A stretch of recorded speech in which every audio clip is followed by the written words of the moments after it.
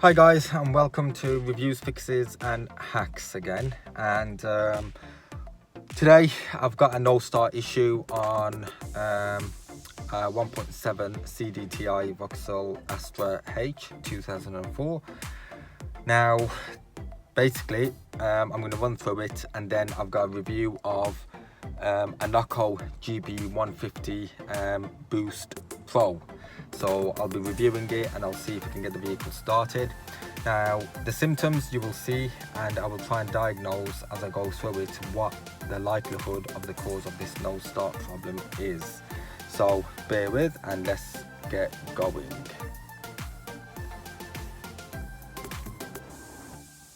So here's the Noco Genius Boost Pro GB150, and this is probably the most powerful, or one of the most powerful versions I've got.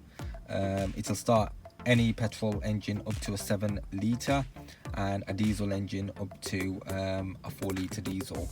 So it's a very powerful device, but like I say, in terms of quality, portability, it comes in a nice little pack. Not very big, very tiny. It's smaller than a laptop case, to be honest with you. Very lightweight, short. In terms of boosting, it's supposed to be instant, very short time delay, and it's very well packaged, to be honest with you. So having a look at that, as you can see, it lifts it with one hand. It's probably about 2 kilos, 2.5 kilos max. But anyway, here's the issue I've got. So there's the keys in the ignition, there it is, let it start up, and that's it. So it's trying to crank. You might have heard that. I'll try it one more time.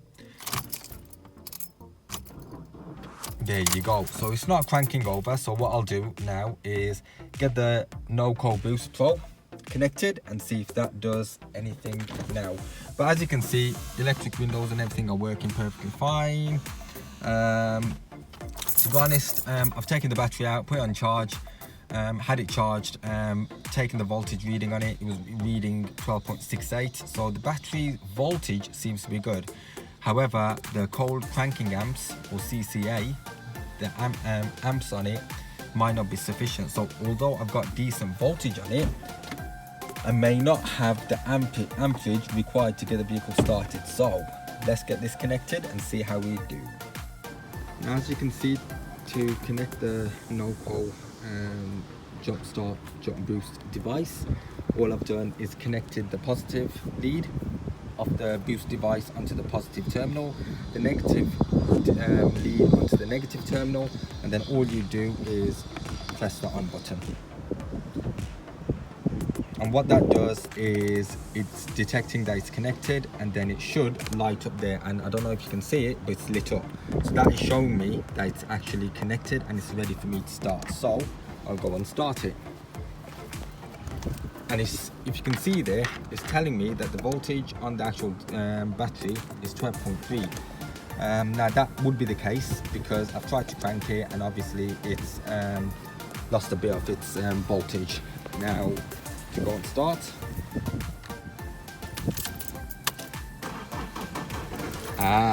So the fact that it started with the Noco is a clear indication that the issue lies with the battery itself. So off to get a new battery and I'll get that replaced. But I appreciate you watching this video.